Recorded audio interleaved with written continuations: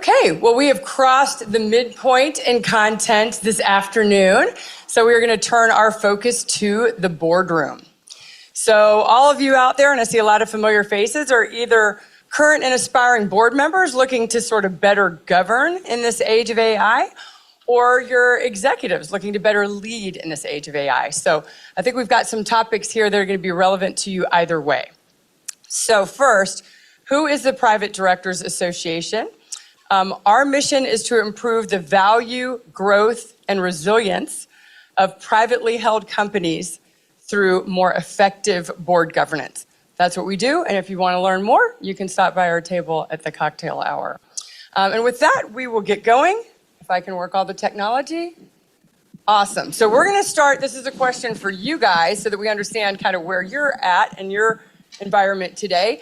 Where is your company? If you work inside a company or you could think of a major client, are you in the pioneering? I'd love to see a show of hands if you see yourself in that pioneering phase where you are really pushing the envelope, redefining your value. I do not see any hands, not like one. There you go. All right, guys. We got the right people up here. Good, good, good. See some hands. Right, really pushing that envelope. What about that next category of maybe optimizing, where you're focusing on maybe some efficiencies, perhaps some cost cutting, really trying to stay up to speed with what your competition's doing? How many fall into that category? I see a little of this, a little timid. Okay, a lot more of those. And how about that third area? We kind of called it wandering, not saying it's aimless, but maybe a little more hesitant, not seeing a top-down strategy perhaps, but maybe some experimentation from the bottom up. Who's in that kind of culture today? Anybody find themselves there? A few there. All right, so we're a little spread. All right, so with that, we're going to get into what we're going to talk about today. Is we're going to kind of approach AI from two perspectives from a board lens. One is how we govern, right, through look at the oversight of companies and their AI strategies. The other is how do we actually use AI as board directors or boards today. So we're going to touch on both of those things, and we'll get into that first question right away.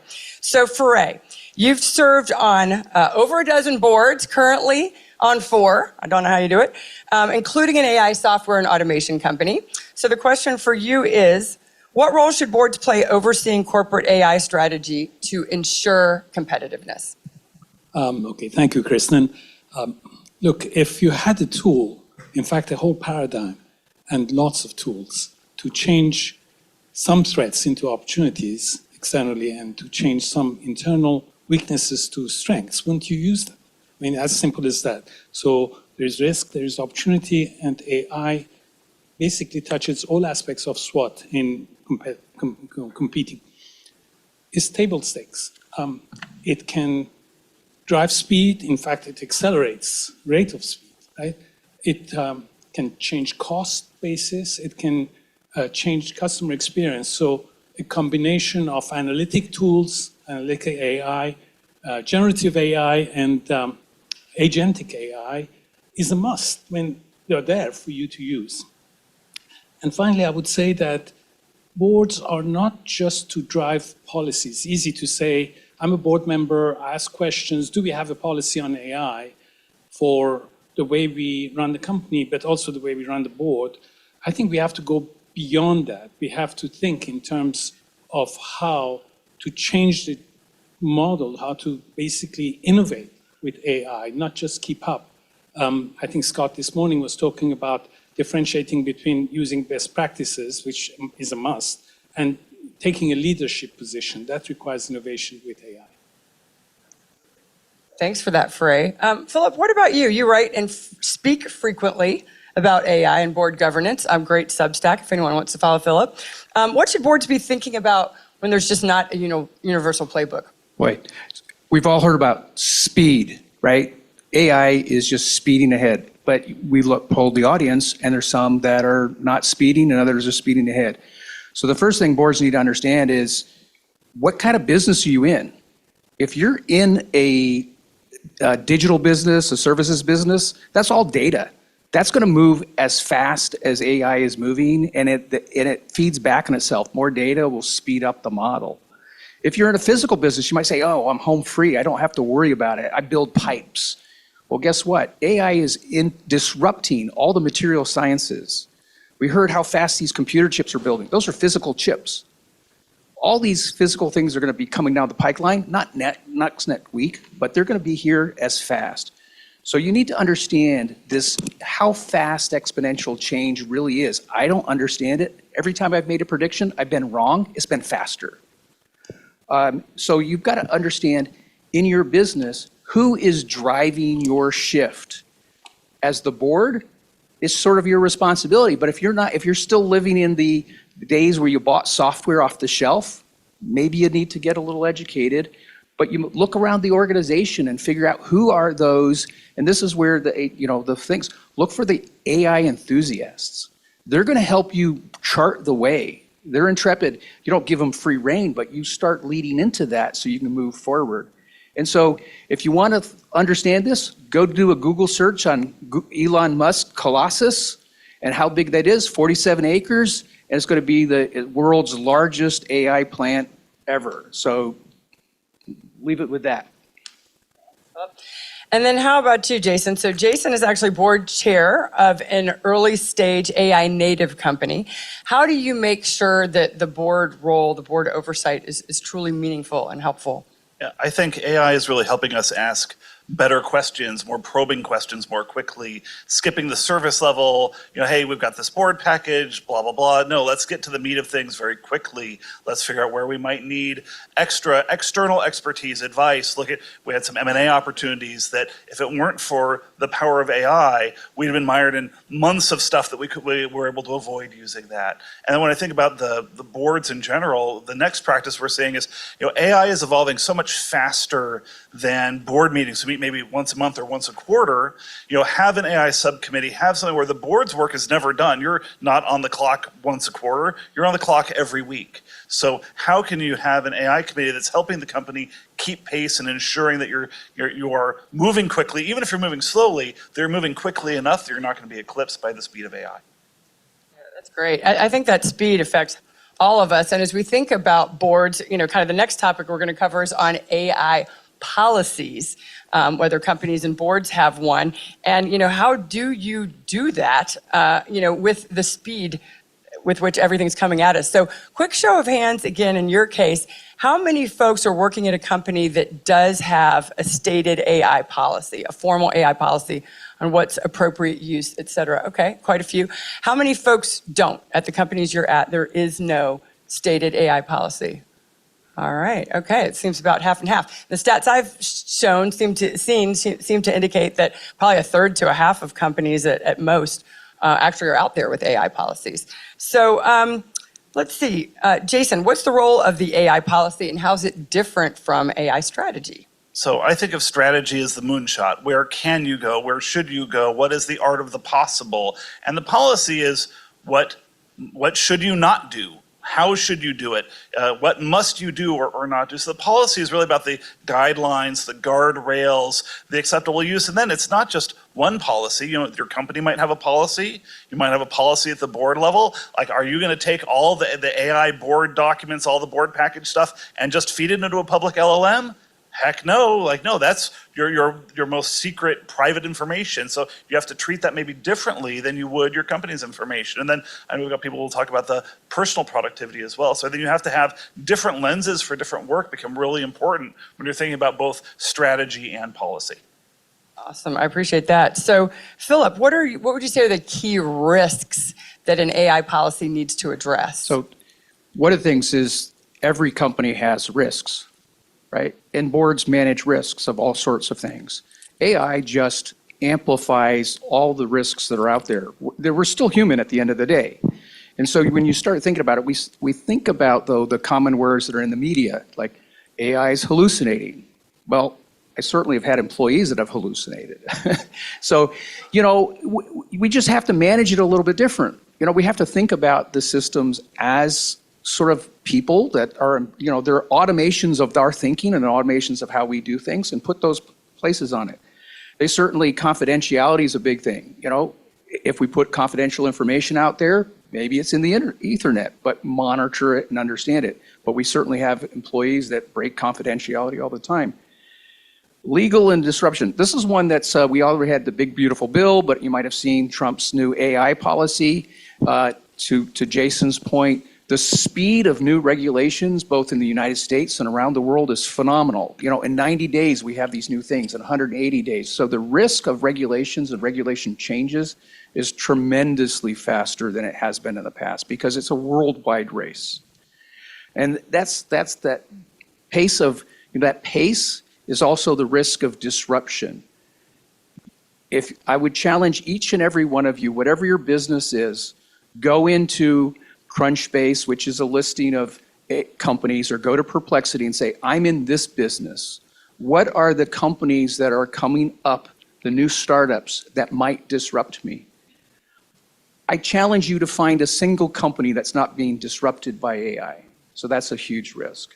And so the next practice is really to think about these risks, but change the way you're thinking about it, because you have to be quick, nimble, agile, and practice that agility. And that's a tough balance because you want to have a policy that helps guide and lives for some period of time, right? But at the same time works in these rapid times. So Frey, I'll turn it over to you. I know you're going to kind of take us through a little bit of what should be in a good AI policy. Well, I must admit, all you have to do is go to Perplexity and it'll give you the same answer. We did have some debates, though. So the slide that you can see basically has those 4 or 5 areas you should expand. You can go to counsel to do that. I don't normally go to counsel first. I go to AI and then go to counsel. So a purpose and scope, you start with the vision and the mission of the company and its value system and its purpose, and then you can align in terms of purpose, how to use AI to be effective for your business. And the scope obviously contains every stakeholder, encompasses every stakeholder. And then you want to have that alignment in terms of just compliance, and then ethics, your values, and acceptable use so you don't cause harm. You want some form of recording and reporting so that you know when AI has been used, in case it hallucinates or takes you into, doesn't open the door so you can put your helmet on and get out, as in Hal this morning.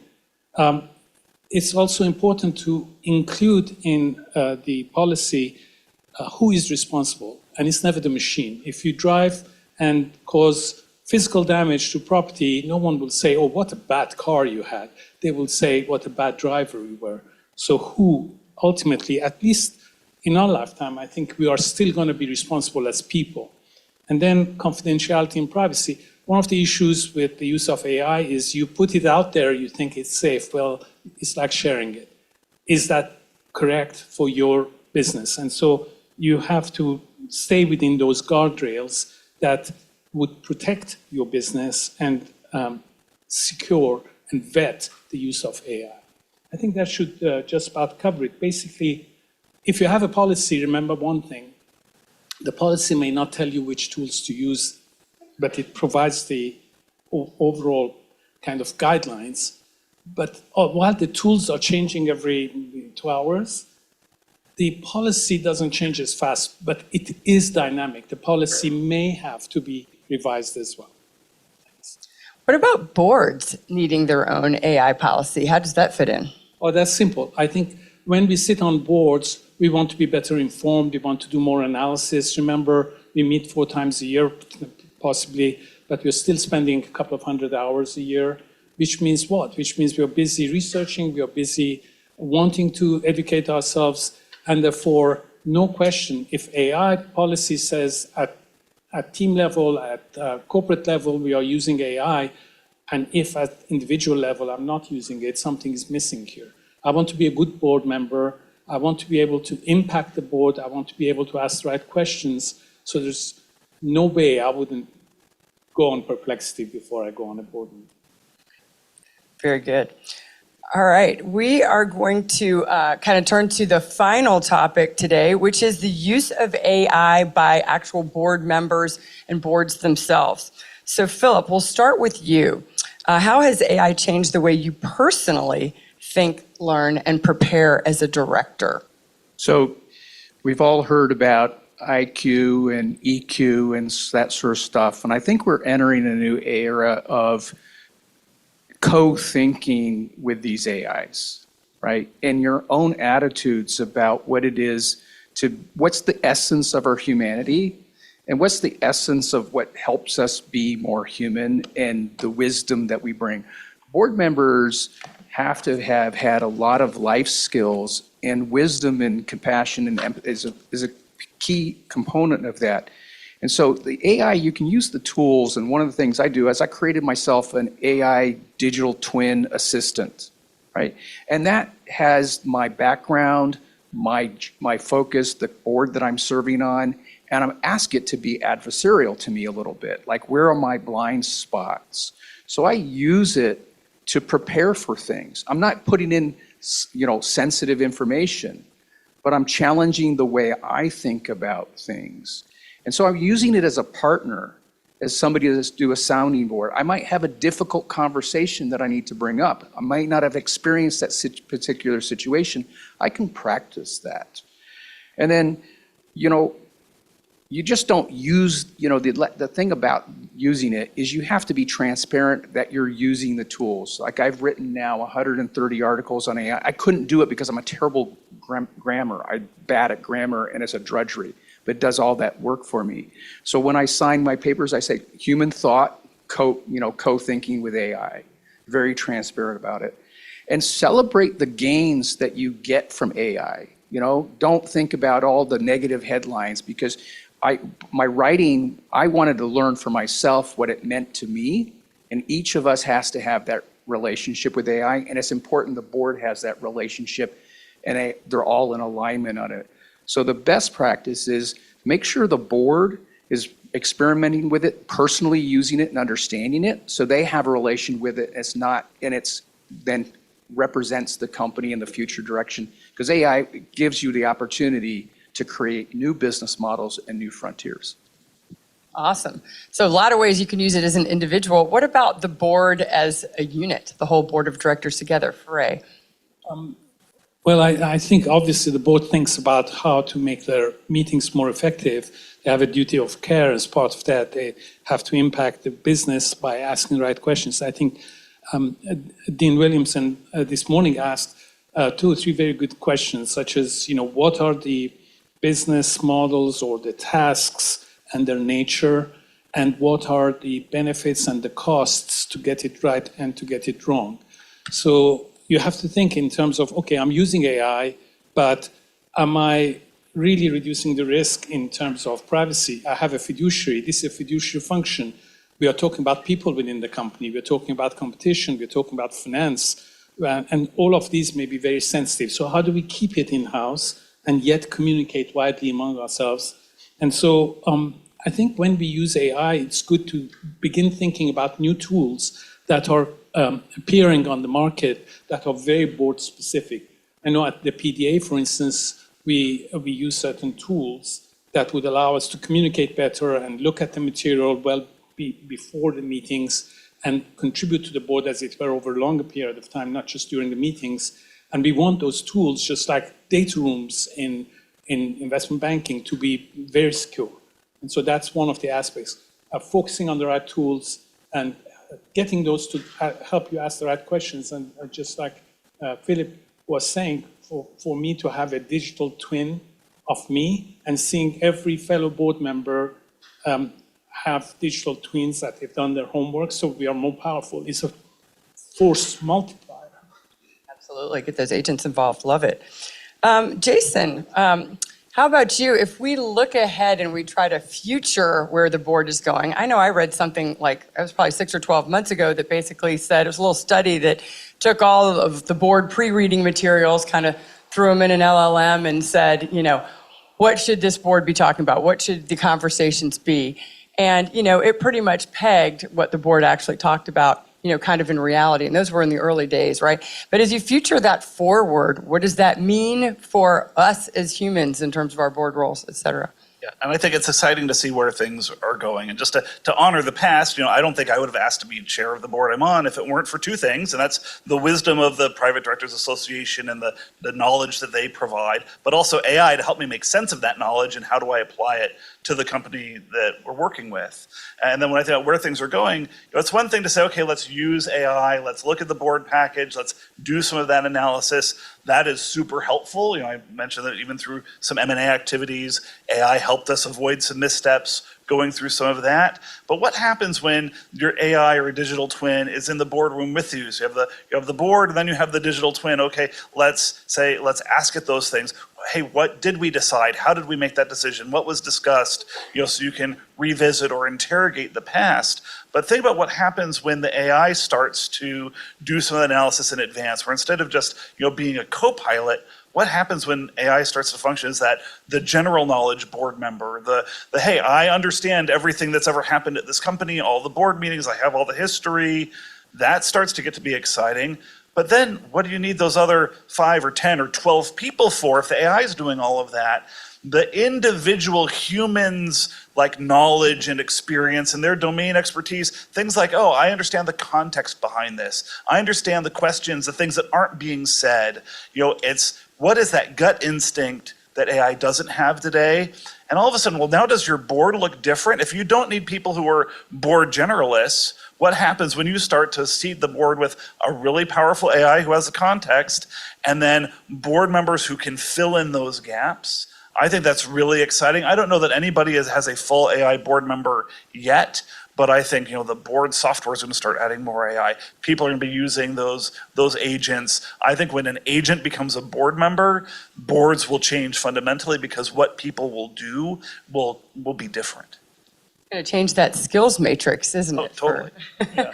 Love it. Yeah, so that's a future that we all need to be prepared for and think about how do we become better board members as we envision that future. I love it. So we're going to wrap up here. We're just at the end with a little lightning round on some final reflections from our expert panelists here. So Frey, why don't we start with you? Let's see, what's one mindset shift you'd recommend for board members navigating AI today? Use it as a force multiplier. Innovation. Use it as a force multiplier. Love it. Philip, how about you? Yeah. When you're using AI, or particularly in this case, generative AI, have a conversation with it as if the person doesn't know anything about you. I'll give you an example. If I said, I'm going to go to the river this weekend, most of you would say, we're living in Southern California, he's probably talking about the Colorado River. AI doesn't know that. You give it the information, you give it what you want, you talk to it like that, and you fill in the blanks, and you don't get frustrated when it gives you the wrong answer. You go, oh, you misunderstood me. Talk to it. It's remarkable what you can discover about your whatever problem you're doing. I've used it for boards, I've used it for project plans, I've used it to help figure out employee issues. It's just remarkable when it helps you think through things. Love it. Thought partner. And Jason, what about you? Yeah, I just say all of the above, and remember that AI can't replace your critical thinking. As you're using it, be mindful of the limitations of whatever it is that you're using and how you're using it. Look for those, ask it to be adversarial, but also be adversarial back. Look for those blind spots. And remember, there is, the human context clues. If you're in a room with other people, as good as computer vision is, it can't look across the table at somebody and say, wait a second, there's something more there, I need to dig in. So trust your instinct and use your critical thinking to go along with the AI and all the insight that it's providing you. Love it. Frey. Kristen, as the last bastion of defending our humanity, the one thing on the board that I think the founders or the shareholders look for is something I'm hoping in my lifetime AI cannot emulate, and that is wisdom. Frey, defender of humanity. I love it. Awesome. So we have a final slide here with 40 seconds to go. Not going to read through it. You guys are good readers. But we tried to put some next practices here from a company lens, from a board lens, and from a board director lens. Things to make sure you're kind of pushing the envelope. I see the camera's coming up. That's a good sign. So really that's it. I think what we want to impart, and some of those last comments were really there, is that as we go forward, we don't have to be AI experts, although I do have some AI experts, but we do need to be AI wise. And it's really about our mindset, our curiosity, our commitment to accountability that's really going to drive us forward, right? So thank you so much for being here with us today to look at the future of governance and AI.